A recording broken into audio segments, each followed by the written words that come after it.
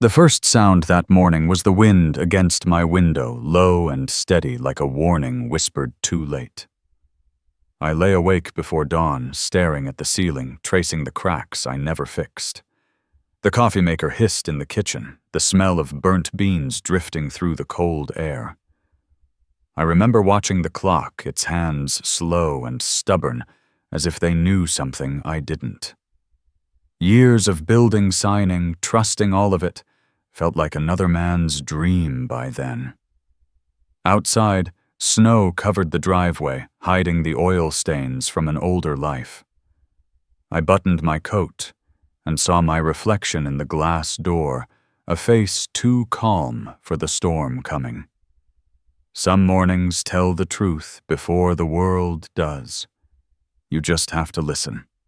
By the time I reached St. Paul, the snow had turned to a quiet drizzle. The streets gleamed like mirrors, and the day looked harmless enough. The morning it happened looked ordinary, the kind of day that gives no warning. The sky over St. Paul hung low and gray, heavy with the promise of more snow. I parked my truck in the same spot I had for years, and sat for a moment with the engine ticking as it cooled. The building ahead shimmered with its familiar glass and steel, proud and expensive, standing on the same ground where a garage once stood. I walked toward the lobby, boots crunching in the frost. The doors sighed open, and warm air hit my face, dry and heavy, with the smell of coffee and disinfectant. The marble floor shone like a mirror. My badge still worked, the gate clicked green, and that small sound gave me comfort. Machines still recognized me, even if people might not. For a moment, everything seemed the same. Then my eyes caught it. The wall where a brushed steel display once stood engraved with 2 names was gone. In its place hung a new bronze plaque lit by soft white lights. The words were clean and confident. Founded by Nathan Drake. I stepped closer. The metal reflected my face, warped and colorless. No second name, no trace of the man who had drawn the first design on a diner napkin 20 years ago. The letters gleamed like polished lies. People passed behind me. Shoes whispered on the tile. No one spoke. A few glanced up then away, as if they had just remembered somewhere else they needed to be. The silence felt alive like static in the air. My phone buzzed. I pulled it from my coat pocket and saw a message from the internal network. Leadership update. I opened it and read the lines slowly. Raymond Cole has departed Titanmach following internal disagreement on ethical alignment. We thank him for his service and wish him well in his future endeavors. Ethical alignment. The phrase sat heavy in my chest. I read it again and again until the words blurred. Then I slid the phone back into my pocket and looked up at the glass wall of the 2nd floor. Nathan stood in his office, his figure framed by the gray light outside. He was talking to someone, gesturing with the same easy confidence that once drew people to follow him. The man could sell ice in January. The man could sell me the same dream twice. I rode the elevator up. The air grew still and soft, the hum of machinery fading under the sound of a ticking clock somewhere down the hall. When the doors opened, Nathan turned and saw me. His expression didn't change, not much anyway. Just a small pause, a breath where surprise should have been. "Ray," he said quietly, "you should have called ahead." I stepped into his office. The windows stretched from floor to ceiling, showing the full reach of the company grounds. Warehouses, parking lots, the new research buildings still under construction. We had once walked those plots with a tape measure and a notebook. Now they were monuments to a story with one author. "You changed the plaque," I said. My voice sounded steady, almost detached, as if the words belonged to someone else. Nathan nodded. "The board wanted clarity," he said. "Investors prefer a single face." Optics matter. You understand how it is. I let my eyes drift over his desk, over the awards lined along the wall. One caught my attention. The engineering trophy from our first trade show. We had both signed the base in marker that day, laughing like idiots. Now it sat behind glass, my signature turned to the wall. I walked closer and rested my hand on the glass. The reflection showed both of us for a second, him beside me, our faces overlapping. Then he moved and mine disappeared. There was an email, I said, something about ethical disagreements. He leaned against the desk, arms folded. His voice was soft, calm. We had different visions, Ray. It was time to move on. 2 captains on one ship never works. He picked up a cloth and wiped a faint fingerprint from the window. The gesture was small, almost absent-minded, but it told me everything. He was cleaning away the last trace of me. I looked at him, then really looked. The tailored suit, the steady eyes, the slight tremor of guilt that vanished as soon as it surfaced. There was a time I would have fought to believe in that man. Now, I could only wonder how long he had been preparing this moment. You built the machines, Ray, he said, turning back toward the window. I built the story. I didn't answer. Words would have cheapened what I felt. I looked once more at the trophy, then opened the glass case and lifted it out. The metal was cold, its weight familiar. Tiny scratches marked its surface, proof of every place it had been dropped, carried, and handled. I held it against my chest for a heartbeat before speaking. I will take this. He gave a small nod. It's yours. I turned to leave, but paused at the doorway. The light from the window stretched across the carpet, sharp and pale. I could have said everything right then, could have demanded answers or shouted names. Instead, I just let the silence stand between us, heavy and final. The elevator ride down felt endless. My reflection in the steel panel looked older, the lines deeper, the eyes duller. Somewhere between floors I realized that this was not a single betrayal. It had been years in the making, each compromise another chip in the stone, until nothing was left. In the lobby, the plaque waited for me again, bronze and perfect.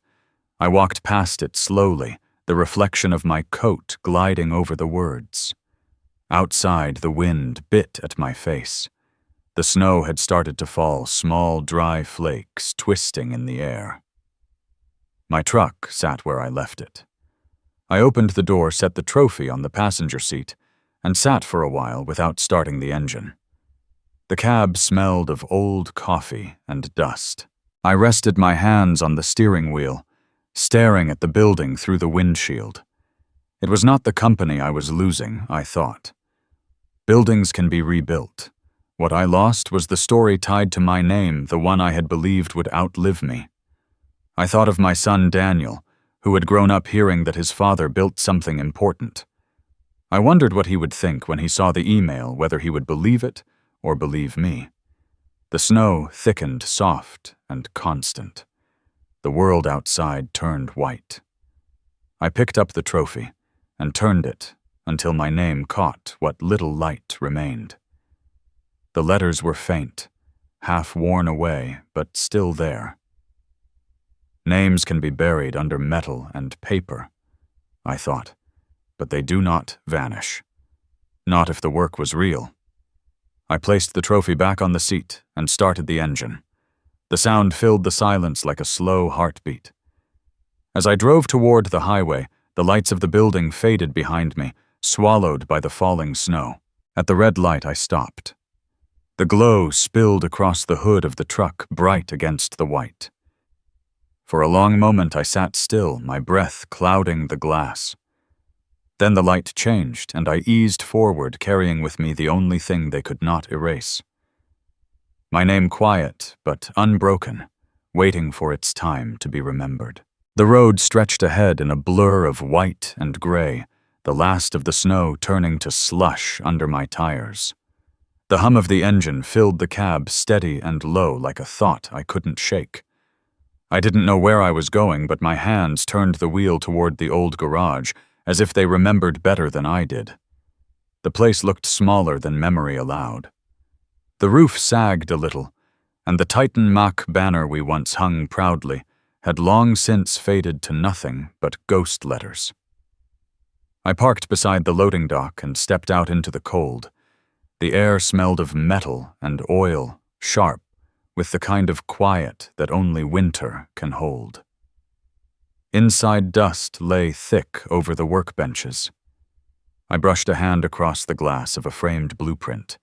Beneath the cracks, my signature still curved faintly at the corner. The ink had turned pale, the lines trembling like veins on aging skin. I remembered the first night Nathan and I worked here, 2 kids from the university surviving on coffee and stubborn hope. We thought we could change how America built its machines. He was the voice. I was the hands. Together, we built something that felt bigger than both of us. The heater clanged to life, blowing air that smelled faintly of burnt dust. That sound brought me back to the night Charles Heller first walked through the door. A man polished down to the last button on his coat shoes, too clean for this floor. He stood there watching us work, his smile easy and practiced. "You boys have something," he said, tracing the prototype with one finger. "But investors prefer a single name. Simplicity sells." Nathan laughed, the kind of laugh meant to fill a room. He turned to me, eyes bright, and said it was just temporary, a technical formality. We'd fix it later. I wanted to believe him. Back then, I believed everything he said. I signed the papers. It felt like a handshake at the time, not a contract with teeth. Years passed. The machines sold faster than we could build them. We moved from this garage to a warehouse, then to a new facility, and finally to that glass tower on the hill. The dream kept growing, and I kept my head down, hands busy, mind clear. The company became a machine of its own, built to run on momentum and trust. But trust rusts quietly. One afternoon before the IPO, I sat in Heller's office. The place smelled of leather and whiskey, the kind that leaves a thin burn in the air. The draft of the prospectus sat open on his desk. I scanned the lines, searching for something that wasn't there. Under the section marked Founder, I found only one name. I pointed at the empty space. "You missed one," I said. Heller didn't look up. His pen scratched softly across another page. When he finally leaned back, his voice was smooth as the glass on his desk. "You engineers build," he said, "but you don't understand business. Investors need one name. It keeps the story clean. That's not what we agreed," I told him. He smiled thinly. "It is now. Be grateful, Ray. You'll make more money than you can ever spend." Money. The word sounded hollow. It filled the room but carried no warmth. Behind him, the city lights shimmered against the window, small and cold. Nathan was standing there too, half in shadow, pretending to study a chart. He glanced over, eyes unreadable. For a moment I thought he might speak. His hand lifted, hesitated, then fell to his side. That small hesitation said more than words ever could. When I left the office that night, the air outside was colder than before. I drove without aim until I saw the glow of an old diner we used to haunt. The same flickering neon sign still hummed in the window. Inside, the place smelled of grease coffee and old conversations. The waitress Mary still worked there. Her hair had gone gray, but her voice hadn't changed. She poured me coffee without asking, just like she used to when we were broke and hopeful. Long time, she said. Still building those machines? Something like that, I answered. She smiled and walked away, and the jukebox in the corner started playing Willie Nelson. The song was old slow about time slipping through your hands. The kind of tune you don't really hear until you've lived it. The coffee steamed on the counter. I watched the reflection of the diner lights ripple in the dark surface. My hand trembled slightly as I lifted the cup. The warmth didn't reach my fingers. By the time I set it down again, the coffee had gone cold. I didn't sleep that night. I sat in the parking lot until the sun climbed pale over the rooftops. Somewhere between darkness and dawn, I told myself the lie that would keep me going for years that names didn't matter, as long as the work did. Now, standing in the same garage 2 decades later, I knew better. Names are what stay when everything else is dismantled. The wind outside picked up, rattling the loose metal of the old door. I pulled the key ring from my pocket, the same set I'd carried since the beginning. The brass had worn smooth with years of turning locks. I turned one key over in my palm, feeling the chill of it against my skin. There was a time when this key opened every door that mattered. I placed it back on the workbench beside the cracked glass and blueprint. The heater groaned again, struggling against the cold. The place felt more like a memory than a room. Betrayal isn't loud, I thought. It doesn't arrive in shouting or slammed doors.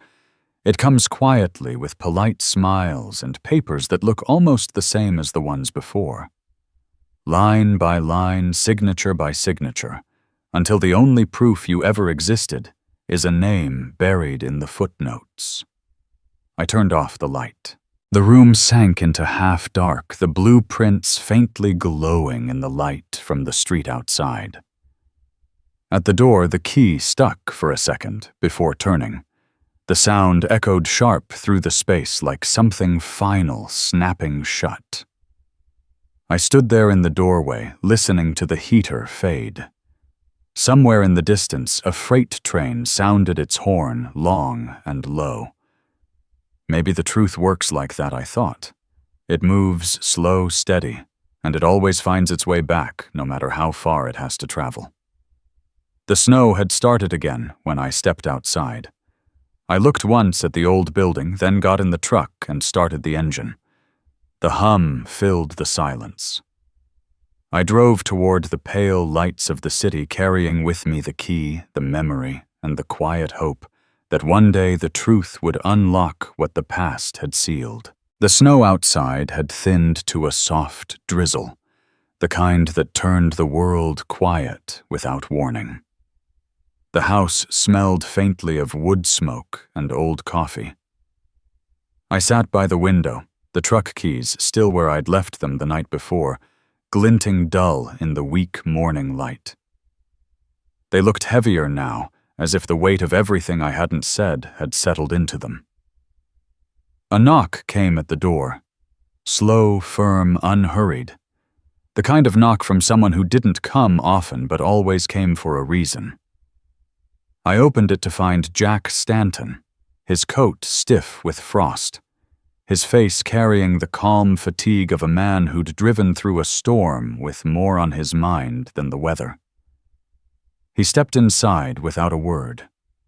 Snowflakes melted on the floorboards, small wet circles that disappeared faster than the silence between us. "You look like hell," I said. He gave a short laugh that didn't reach his eyes. "You should see yourself." I poured him coffee black the way he always took it. The kitchen was dim, the only light coming from the stove's small blue flame. We sat opposite each other, the table between us crowded with quiet. Then he reached into his coat and placed something on the wood. A USB drive. Small, unassuming. Blueprints, timestamps, both signatures, he said. You might need them someday. The metal caught the faint firelight, a flicker of something dangerous and alive. "Where did you get this?" I asked. He leaned back, eyes steady on mine. "Back when it was still us against the world, I kept copies of everything. Thought maybe one day you'd stop trusting too much." I wanted to say something to thank him, to tell him he shouldn't have, but the words tangled. Jack had always known when to speak and when to stay silent. He took a sip of coffee, eyes drifting toward the fire. "Do what you've always done, Ray. Think it through. But this time, don't let him write your ending." He stood and pulled his coat tight. The air between us held 100 unsaid things, all of them heavy. When the door shut behind him, the house seemed larger, but emptier. The USB stayed on the table, catching the light with every shift of the fire. It looked out of place, something too modern, too sharp in a room built on dust and years. I didn't touch it. Not yet. By late afternoon, the sky had dimmed again. I sat by the fire, the phone in my hand when it rang. The voice that came through was calm, precise, and edged with fatigue. "Mr. Cole, this is Lauren Price. I used to handle legal contracts for Titan Mach. I hope I'm not intruding." Her voice carried the rhythm of someone trying to stay composed. I said nothing, letting her fill the silence. She told me about the old contracts, the ownership changes, the erased signatures, how she had been instructed to alter the records to replace my name, how she had done it hating herself more each time. "Why tell me now?" I asked. "Because I can't sleep anymore," she said. "And because I saw your name vanish the same way I helped make it happen." For a while there was only the sound of the fire. It cracked sharply, as if it too wanted to interrupt the silence. "I'm not angry," I said at last. She didn't believe me. "Justice doesn't need fury, Lauren. Just time." There was a pause. Then her voice softened. "You're a better man than the one who took your name." Then the line went quiet. I stayed there, phone still in hand, staring into the fire until the flames blurred. The house felt smaller, the air thicker. The sound of tires on gravel pulled me back. I looked out and saw Daniel's car in the driveway. His headlights cut through the snow like two white eyes searching for something. He came in with the cold still clinging to his jacket. There was a brightness in him, the kind that only youth carries untouched by consequence. "Dad," he said, "Nathan called me today. He wants me at Titan Mach. Some kind of development program, said he sees potential." I studied his face, eager, confident, so sure the world was waiting for him. "That's good," I said quietly. "You should do what feels right." He hesitated, eyes searching mine. "Nathan believes in innovation," he said. "You left too soon." I wanted to reach for him to tell him what Nathan really was, what it cost to build something, and watch it be stolen. But then I saw myself in him, that same faith, that same fire. I couldn't kill it, not like that. So I only said, "Just make sure you know the cost before you shake a man's hand." He nodded, unsure if he understood. His handshake lingered, but was colder than the air that followed him out. When the door closed, I sat again by the fire. The house was dark, except for the soft glow of embers. The USB still lay on the table beside the old garage key. Two small pieces of metal holding two versions of my life. One of what was built, one of what was lost. A picture frame stood on the mantel, the glass cracked slightly across the surface. It was the three of us, Nathan, Jack, and me, standing in front of the first machine we ever built. The crack ran through my face, splitting it in two. The light from the fire flickered against the frame, and for a moment it looked like the image was breathing. I turned it down flat on the mantel and watched the reflection fade. Outside wind pressed against the window, carrying the sound of something distant. Maybe a freight train, maybe just the echo of the past refusing to settle. I reached for the lamp, turned it off, and let the dark fill the room. Somewhere beyond the walls, I could feel the truth turning slow and certain, like a key beginning to fit a lock. The morning began like any other, quiet and gray, the kind of winter silence that sinks into the walls. I sat in a small diner on Lexington Avenue, the kind of place where the coffee never quite tastes fresh, but the people always look the same. The TV above the counter played the local business news on low volume. I wasn't listening until I saw his face. Daniel, my son, standing beside Nathan Drake. The headline below read, "The Next Generation of Innovation. Titanmach's Future." The room seemed to lose its air. Nathan's hand rested on Daniel's shoulder, the same rehearsed pose he had once used with me 20 years ago in a garage too small for our dreams. Daniel's smile looked honest, unaware. The anchor's voice spoke about mentorship and legacy. My name was never mentioned. I didn't finish my coffee. I watched the steam fade, and in that quiet, I felt something inside me collapse again. Quieter this time, like a structure that had already fallen once and learned not to make a sound. Lauren's message came minutes later. "Nathan's using him, Ray. He's rewriting history with your son's face. Be careful." I typed and deleted a dozen replies before putting the phone face down. Some truths don't need witnesses yet. That evening, Daniel came by. He still had the energy of youth, full of conviction and unfinished sentences. He talked about Titanmach's labs, the new machines, Nathan's vision. I poured him coffee and listened. "Do you trust him?" I asked. He looked up surprised by the question. "At least he's giving me a chance," he said, almost defensive. The line hit deeper than he knew. I'd said those exact words once to his mother in this same kitchen before the weight of contracts and signatures took everything I didn't guard. He noticed the old photo still lying face down on the mantel. "You ever think about going back?" he asked quietly. "To what I said?" He didn't answer. His eyes carried a flicker of pity, or maybe misunderstanding, and that hurt more than accusation. When he left, the house felt hollow. The smell of his cologne lingered longer than the warmth of his visit. I sat by the fire, the USB drive glinting beside the old garage key. Two small truths lying side by side, patient and silent. The next morning, the world seemed unchanged, which somehow made it worse. I tried to focus on work repairs around the house, anything with a tangible outcome. But every sound, every car door, every text alert pulled me back toward the thought of Daniel in that bright corporate photo standing under Nathan's shadow.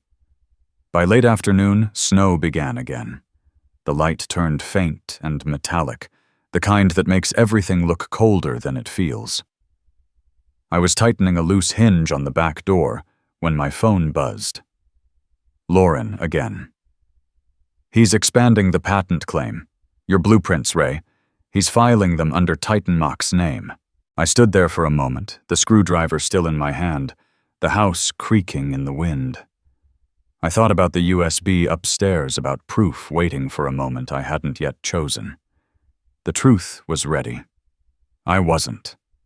That night, Daniel returned. No call, no warning. He looked older somehow, the kind of tired that success brings before it takes more. He sat down across from me, eyes steady but uncertain. "Dad, can I ask you something?" "Go ahead." "Did you build Titanmach?" I watched him as he said it. His face was open, searching just like mine had been once when I asked my father why he left his job at the plant. "I did," I said. "Then why does no one say your name?" The room went still. The clock on the wall ticked once, loud and lonely. I wanted to tell him everything, that power edits the truth, that friendship can wear the same face as betrayal, but the words caught somewhere between pride and shame. Because sometimes I said the truth is quieter than lies.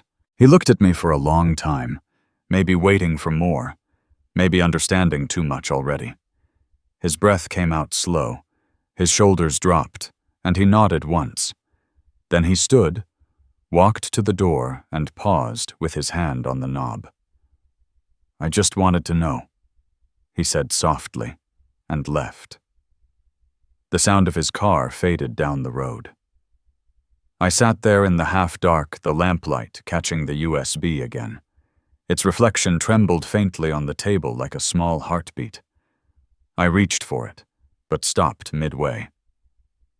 My hand hovered above the cold metal. My son's words still hung in the air, heavy as truth itself. Outside, the wind pressed against the windows, rattling them like an old clock trying to remind me that time was still moving, whether I wanted it to or not. I turned off the lamp. The house folded into silence. The last thing I saw before the dark settled completely was the dim shimmer of the USB beside the key, two small lights waiting. And for the first time, I wondered not what Nathan had stolen, but what I might still lose if I stayed silent much longer. The morning after, the air felt heavier, like the world had taken one deep breath and decided not to let it out. I hadn't slept. The coffee pot hissed on the counter, steam curling and fading before reaching the light. I poured a cup, watched it cool, and didn't drink it. The silence was too perfect. It made the smallest sounds, the creak of the floorboard, the hum of the fridge, feel louder, as if the house itself was waiting for something to happen. Then the crunch of tires on frozen gravel. A car door closed. My phone buzzed, sliding an inch across the table. Unknown number, local area code. I answered. A woman's voice said my name carefully. Raymond Cole. There was something familiar in her tone, a steadiness that reminded me of Jack. "My name is Emily Stanton," she said, a pause before continuing. "Jack's my father. I'm a journalist now. I think we should talk." Why, I asked. "Because your name just showed up on a federal investigation. Titan Mac. Offshore accounts. A company called RC Holdings. The SEC is already looking, and they think you're part of it." I didn't move. The coffee cooled completely. "I build machines," I said quietly, "not shell companies." She didn't argue. "I believe you. But the paper trail doesn't. We agreed to meet that afternoon downtown at a coffee shop near the courthouse. The place smelled of roasted beans and wet coats, the way winter always does in Minnesota. Emily arrived with her hair still damp from melting snow, a notepad tucked under her arm. She was younger than I expected, maybe late 20s, but her eyes carried something older, Jack's kind of honesty, the kind that hurts to hold on to. "Thank you for coming," she said, sliding into the booth across from me. "You once helped my dad when Titan Mac cut him loose. I guess this is my turn to return the favor." She opened her folder and spread out a stack of printed emails and bank records. RC Holdings. My initials. My name on digital trails I had never walked. "They're making it look like you moved the money," she said. "Email forwards, fake signatures, old timestamps. The pattern's too clean to be an accident." I studied the papers, following the lines of text like they were blueprints for someone else's crime. "Why are you really doing this?" I asked. She hesitated, eyes flicking toward the window before meeting mine again. "It's a big story. Corporate fraud, betrayal, money laundering. It could make my career." Then her voice softened. But I also know what they did to my dad, and I'm tired of men like that deciding who gets to keep their name. There was a silence between us, not uncomfortable, just real.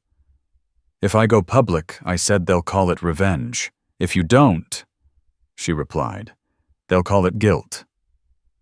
Her words landed hard, cleaner than any threat. She gathered her folder, stood, and left a business card on the table. Think fast, Ray. The SEC won't wait for your conscience. When she walked out, the sound of the bell above the door lingered a moment too long. I sat there watching my reflection ripple in the black coffee until I couldn't tell if it was trembling or if I was. Later that day, I drove to Lauren's office. The roads were slick with melting snow, and the sky had the color of worn steel. Her office sat between a laundromat and a tax service, a modest building that smelled faintly of printer ink and old carpet. She looked up as I entered, her expression calm but tired. She'd already heard. Nathan's name is all over this, I said. But now he's wrapped mine around it. Lauren leaned back in her chair, fingers steepled. Nathan doesn't erase people, Ray. He repurposes them. I pulled the USB from my jacket and set it on her desk. This, I said, is everything. Designs, contracts, timestamps, signatures. Proof of what I built. She stared at it, then at me. If you use it now, it's justice. Wait any longer, it looks like revenge. If I bring it forward, they'll say I'm bitter. If you don't, she said quietly, they'll say you're complicit. I met her eyes. She wasn't angry, just tired of watching good men drown in hesitation. You still care too much about perception, she said. Truth doesn't care how it looks, only whether it's told. I nodded, but didn't speak. The air between us was heavy like confession and warning all tangled together. By the time I got home, the sky was bruised with twilight. The snow in the yard had turned to slush, gray and uneven. I saw the mail truck pulling away as I parked. A single envelope waited in the box. Thick paper official seal, my name, typed in the center. Inside, the words were brief and sharp. I was ordered to appear, to answer, to explain a subpoena. The envelope was stamped urgent in red. For the first time, my silence had a deadline. I stood on the porch for a while, the cold biting through my sleeves. Somewhere in the distance, a dog barked, then stopped. The world went still again. Inside, I placed the letter on the kitchen table beside the USB and the old garage key. 3 small objects, none alive, but each holding a different kind of truth. The coffee pot still sat half full from the morning. I poured what was left into a mug and drank it cold. Bitter, metallic, familiar. I looked at the envelope again, then at the USB, then at the key. My hand hovered above the table fingers, trembling slightly. Silence had protected me, but it had also chained me. It had stolen my name, my company, my son's trust. Now it was about to steal my chance to make things right. I pushed the mug away, the scrape of ceramic cutting through the quiet. The house held its breath with me. Even the clock seemed to wait. I sat there for a long time, my hand resting near the USB, feeling its cold edge against my palm. Outside, the wind shifted, and somewhere deep in the walls, a faint creak echoed, soft, patient, like the sound of something long overdue, finally beginning to move. The morning of the hearing, I woke before the alarm. The house was still holding its breath. Outside, the sky hung low and colorless, a flat sheet of winter pressing against the windows. I poured coffee, but the taste was hollow metallic. My hands didn't shake, but my heartbeat betrayed me steady on the outside, storming within. Downtown St. Paul was wrapped in fog. The courthouse rose from the mist like something carved from silence. Flags hung limp. The steps were slick with a thin crust of ice that cracked beneath each step I took. Inside, the air smelled faintly of paper and cold metal. Lauren met me near the elevator's files in her arms coat unbuttoned despite the cold. Her eyes were sharp but calm. "You ready, Ray?" I nodded. Ready wasn't the word, but it was all I had. The hearing room was smaller than I expected. Rows of plain chairs, a hum from the vents. The SEC seal hung behind the panel of commissioner's gold fading into the wood. Nathan sat across the aisle, flanked by two lawyers who looked like they'd been pressed from the same fabric as his suit. He didn't look at me. When my name was called, I stood. My shoes clicked against the tile, a sound that seemed too loud in that quiet. Lauren followed, placing her files on the table in front of us. The USB drive lay in her palm, a small, silent weapon. Nathan began. His voice was smooth, confident, the voice that had once convinced investors and friends alike. He told the panel I had been reckless, that Titanmach's reputation had been in danger because of my ethical lapses. His lawyer handed over a thick binder filled with printed emails, bank transfers records, tied to RC Holdings. Everything I did, Nathan said, was to protect what we built. He spoke with conviction, but I could hear the cracks beneath it. Years of practice couldn't hide the small pauses, the moments where even he no longer believed himself. Lauren rose. Her voice was quiet, but it carried. "Members of the commission, what you have in that binder is a performance. What you will see now is the truth." She handed the USB to a technician. The lights dimmed slightly as the screen flickered to life. For a heartbeat, only static. Then an image. The year 2004. Two men, younger Ernest, standing beside a desk stacked with papers. My voice unsteady but hopeful. Nathan's voice clearer, confident. "We'll keep this between us," he said. The footage showed us signing the founding documents together, the timestamp blinking in the corner. Both names visible. Mine first, his second. A ripple of silence spread through the room. The commissioners leaned forward. One of them glanced at Nathan, another wrote something down. Nathan's attorney leaned toward him, whispering. Nathan didn't move. His expression froze somewhere between surprise and disbelief. For the first time, there was no speech left in him. The chairwoman turned toward me. "Mr. Cole, do you wish to pursue criminal charges against Mr. Drake?" Lauren looked at me, waiting. The air in the room tightened. I thought of Daniel, of how belief passes from father to son, like a quiet inheritance. I thought of what revenge had already taken from me. Sleep, peace, years, and how little of it I wanted left. "No," I said.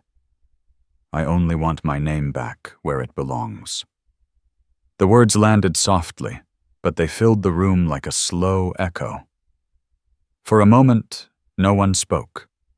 Then paper's shuffled pens moved the gears of procedure grinding back to life. From the corner of my eye, I saw Daniel. He sat in the last row, still in his work jacket, hair damp from the melting snow. His eyes were wide, fixed on me. Not as a son looks at a father, but as a man looks at something he finally understands. When the hearing ended, I stayed seated until the room thinned out. Nathan left without looking my way. His steps were uneven. Lauren gathered the files quietly, her face unreadable. Outside, the rain had replaced the snow. The courthouse steps glistened the air, sharp and clean. I walked slowly, breathing in the damp air, feeling the cold sting in my lungs. Lauren caught up beside me. "You did the right thing," she said. I looked at her. No, I just stopped doing the wrong thing. She smiled faintly, her breath turning to mist, and then she turned to leave. I watched her disappear into the gray. Daniel was waiting near my truck, leaning against the door. He didn't say anything for a while. The rain streaked across his face, but he didn't wipe it away. "I didn't know, Dad," he said quietly. "I know," I answered. "You weren't supposed to." He nodded slowly. His eyes dropped to the ground, then lifted again, steady this time. It wasn't an apology.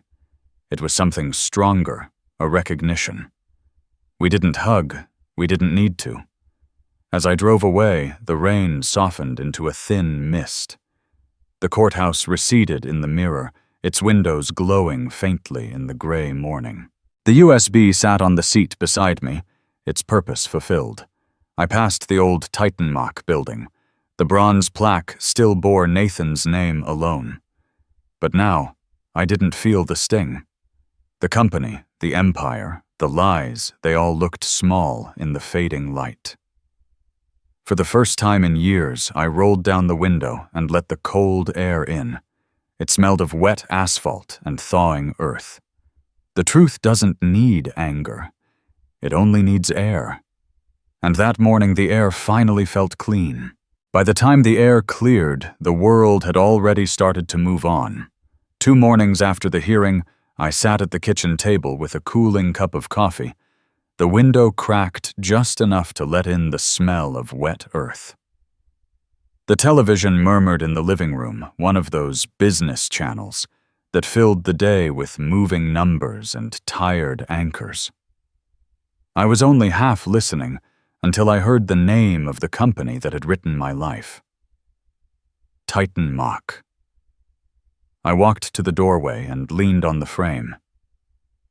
On the screen, a headline crept across the bottom, a quiet sentence that carried the weight of 20 years. Titanmach Chief Executive removed after regulatory findings. Founding records amended. Raymond Cole reinstated as co-founder.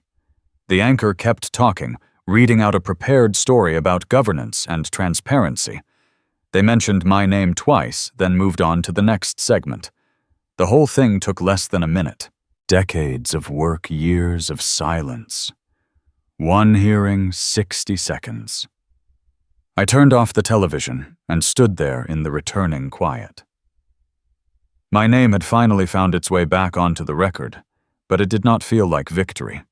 It felt like balance, like a scale that had been leaning just long enough for everyone to forget what level looked like. That evening, Daniel came by. No announcement, just the sound of his car in the driveway and the creak of the front steps under his weight.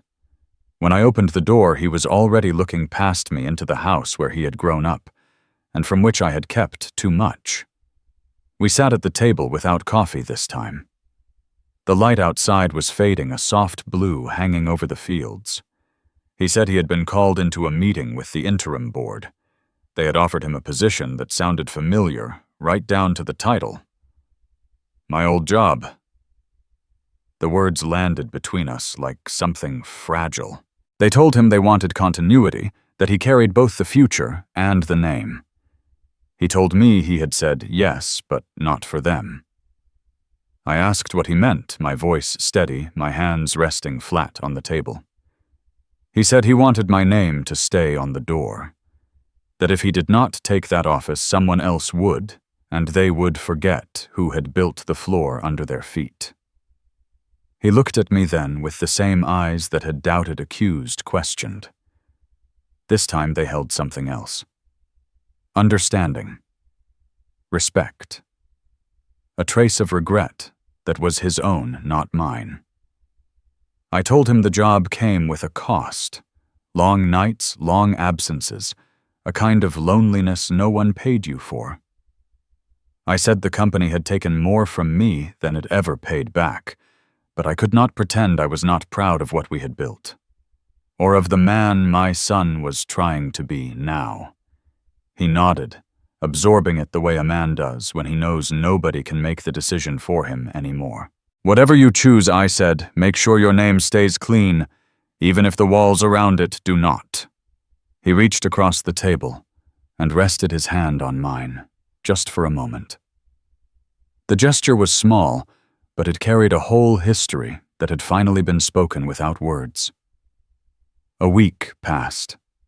Snow retreated from the edges of the yard, leaving strips of brown grass and glistening patches of ice.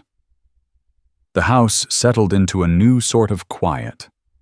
No lawyers, no hearings, no late-night calls, just the normal sounds again: floorboards and wind, and the occasional train horn in the distance. Then one afternoon, there was a knock at the door.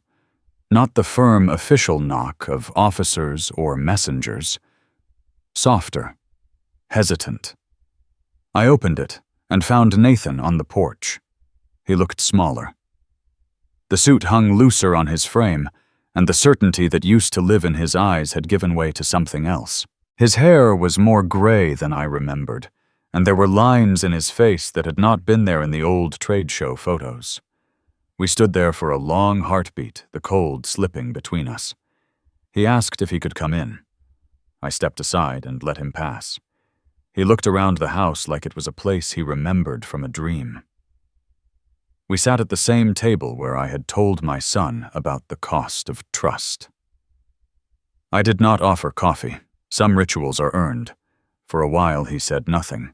His hands were clasped in front of him, knuckles pale, as if he were still holding on to something that no longer existed. He said he had seen the coverage, the headlines, the footage. He said he had been asked to resign. The board had voted, the story had turned, and the empire he had tried to put his name alone on no longer wanted that name at the top.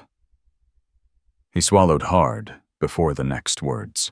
He said that when he started cutting my name out of contracts, he told himself it was for the good of the company, that the world needed one story, one leader, one face. But somewhere along the way, he had started to believe his own edits. He lifted his eyes to mine, and for the first time in years, I saw the young man from the garage stripped of polish and pretense. He said he thought that if he erased me, he would be remembered longer. That when people told the story of Titanmach, it would be the story of Nathan Drake alone. The words sat there bare and tired. I let the quiet stretch between us. The clock on the wall ticked through a few long seconds. Outside, a branch brushed against the window, a soft scrape like a pen on paper. I told him that legends built on theft do not last. That you can steal credit signatures, even years, but you cannot steal the part of the work that lives in the hands that made it.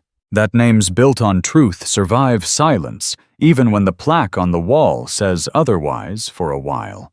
He nodded, shoulders sagging, as if he had been waiting for someone to say what he already knew. He said he did not expect forgiveness. I said forgiveness was not the point. Living with what he had done was his task, not mine. Mine was to live with what I had allowed, and what I had finally chosen to stop allowing. He stood his chair scraping softly against the floor. At the door he paused and looked back once more. He said he remembered the first machine we built, the way we stood there, with grease on our hands, and thought the world was about to open. I told him the world had opened. We had just stepped through different doors. When he left, the air in the house felt lighter, as if someone had opened a window I had forgotten was painted shut. I walked back to the kitchen table. The old garage key lay where I had left it days before, its metal dulled by time. Beside it was the envelope from the SEC, now folded and worn, and a scrap of paper where I had written a single word without thinking. My name. I picked up the key, felt its weight in my palm, then set it back down gently. The house around me was quiet, but no longer heavy. The clock ticked on, no longer a judge, just a keeper of minutes. For the first time in a long time, I drew in a breath that did not taste of regret or anger, just air, clean and plain. The sun was lowering outside, casting a thin band of light across the floor. It reached the edge of the table, then inched forward slow and patient, as if it had all the time in the world to remember my name. The morning light crept slowly across the cabin floor, soft and gold, touching the rim of my coffee cup before spilling over the old table. The air smelled of pine and burnt coffee, faint, but familiar. Outside, the lake was frozen solid again, a mirror of pale sky and quiet breath.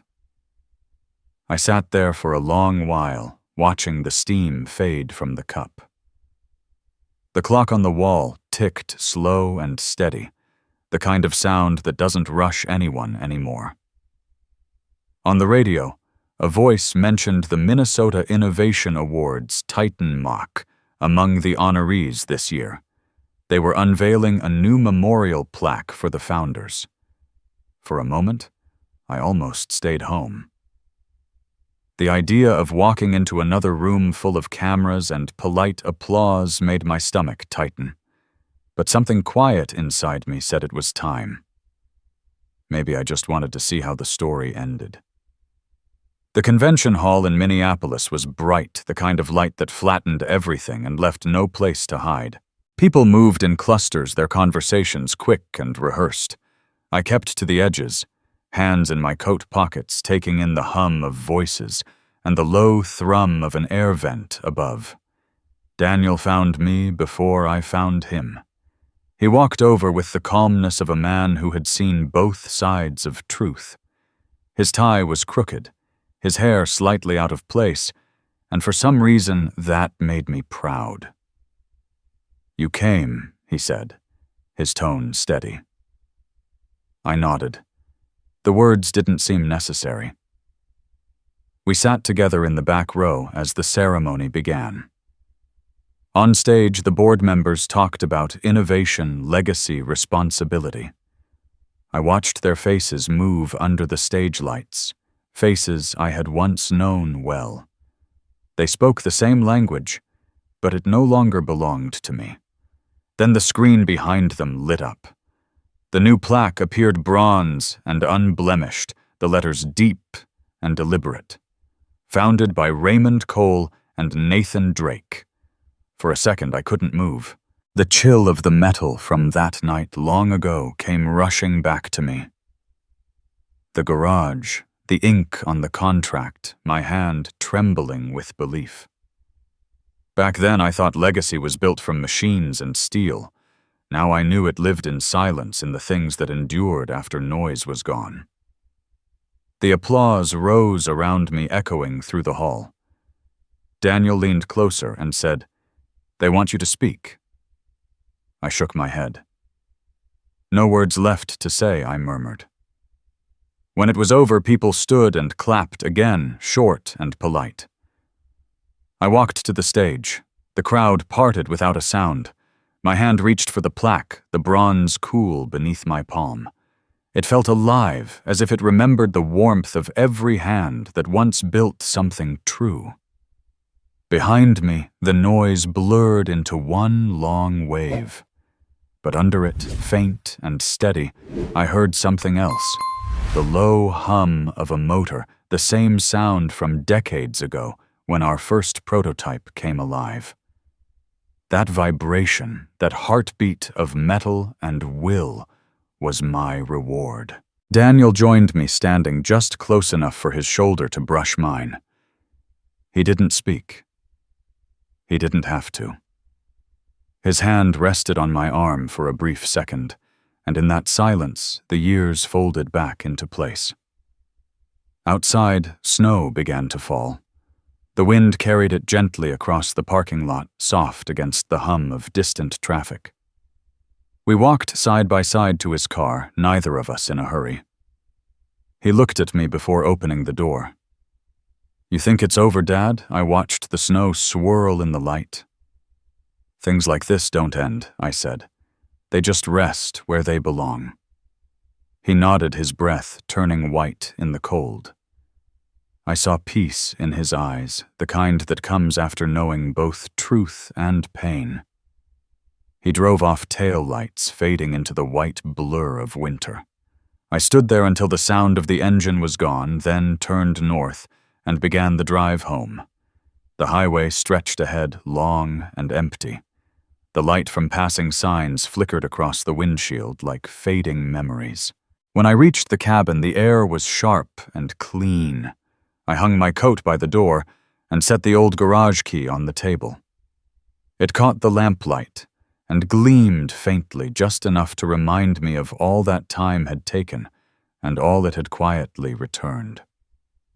I poured another cup of coffee, but didn't drink it. The steam rose and twisted, then disappeared into the air. I thought of Nathan and hoped he had found his own silence somewhere beyond pride. I thought of Daniel, his name and mine now bound by something honest. The lake outside was still frozen, a sheet of glass under the moonlight.